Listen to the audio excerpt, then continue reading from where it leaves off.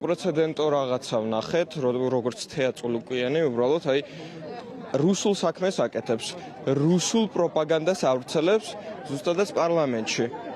ღავრილოვი არსად არ წასულა, ღავრილოვი დღემდე არის საქართველოს პარლამენტში ქართული ოცნების სახით. დღესაც საზოგადოება გამოვიდა, რომ გააპროტესტოს ეს რეალობა, რომელსაც ცდილობს, რომ ჩამოაყალიბოს რუსული ოცნება და რას ხედავთ? ხალხს აკავებენ. რატო აკავებენ? იმიტომ, რომ გამოვხატავთ ჩვენს პოზიციას, იმიტომ, რომ გსურს ევროპული მომავალი, იმიტომ, რომ არ მივიღებთ ჩვენი გმირების დამცირებას? კი, ზუსტად მაგიტომ. ზუსტად ეგ სურს ქართულ ოცნებას, რომ ჩვენ ბოდიში მოუხადოთ ოსებს და აფხაზებს და რუსეთს, მაგრამ გმირები და გენერლები და ჯარისკაცები, რომლებიც სიმართლისთვის იბრძოდნენ, ბოდიშს არ იხდიან.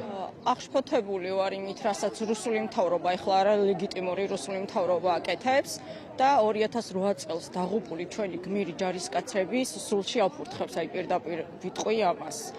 ფაქტობრივად ეს რისკენ არის მიმართული. ყველა ვხვდებით, რომ ეს არის რუსული დაკვეთა, რომ ჩვენ ის შეპირებული ბოდიში გამოგძალონ და ალბათ მომავალში აფხაზეთი და შიდა ქართლი გვაღიარებინონ როგორც დამოუკიდებელი ერთეულები. ამას ემსახურება ჩემი აზრით და მეც